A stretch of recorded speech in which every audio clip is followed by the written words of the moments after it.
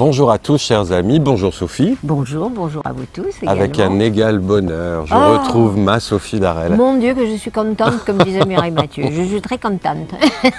Alors, on va parler d'un homme aujourd'hui que tu as non seulement connu, mais surtout lancé. Oui. C'est Patrick Sébastien. Absolument. Enfin, je ne l'ai pas connu intimement, je tiens à le préciser. Précisons-le. Précisons-le.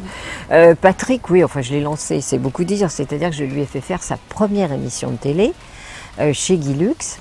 Et bon, bah ça je l'ai évidemment déjà raconté, mais quand on dit des vraies choses, on ne peut pas inventer. Donc c'est vrai que je l'avais amené, on avait fait un duo. Parce que d'abord, il faut que je reprenne tout au départ. C'est-à-dire que Patrick était venu me voir dans un magasin de meubles à Brive, parce qu'à cette époque-là, les artistes, surtout les gens de télé, faisaient beaucoup de dédicaces dans les magasins. Oui. C'était la folie et c'était d'ailleurs très sympa.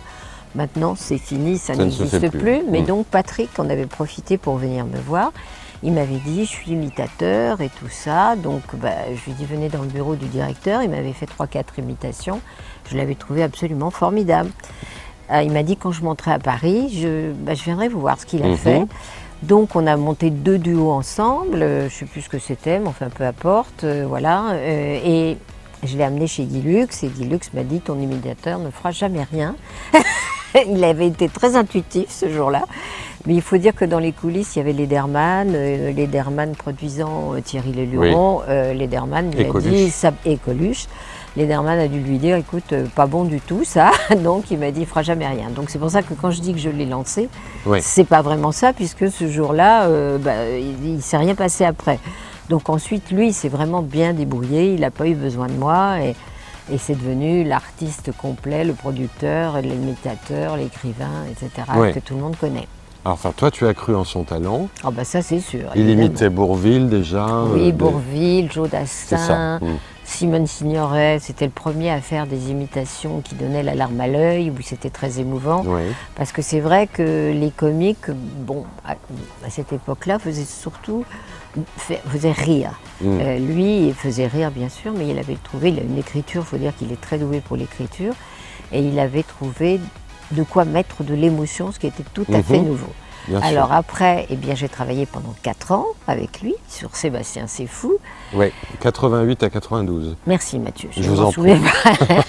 Voilà. Donc j'ai travaillé avec lui. Bon, c'était pas toujours facile.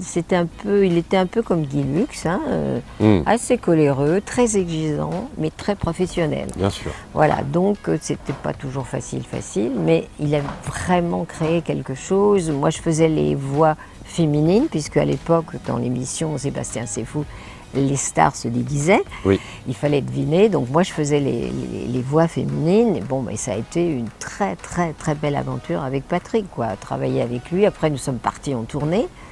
Et ça, on en parlera peut-être dans une autre émission. Je suis partie avec notre ami Paul Prébois. Ah oui. Nous faisions tous les deux Cicciolina, mère et fille. Donc voilà, c'était un grand moment. Donc Patrick, beaucoup d'admiration pour lui. C'est-à-dire, il te demandait de tout faire et tu faisais tout, n'est-ce pas ? Oui, j'essayais. En matière de transformation. Tu m'as fait peur. Non, mais tu parles de la Cicciolina, mais tu savais aussi faire Edith Piaf. Ah oui, ça bien sûr. Oui, on avait fait d'ailleurs. C'est ça, les 3 cloches. Avec Fred Mella, qui avait fait. Incroyable. Oui, et c'était un moment très émouvant. Bon, ce qu'il faisait dans Sébastien C'est Fou, c'était assez fantastique parce qu'il arrivait avec les costumes, les décors. En fait, c'était tourné comme un film. Oui. Donc les gens retrouvaient vraiment les grandes stars comme ils ne les avaient peut-être jamais vues, mais dans des conditions de cinéma. Donc c'était assez exceptionnel. Et ça avait un succès fou. Énorme.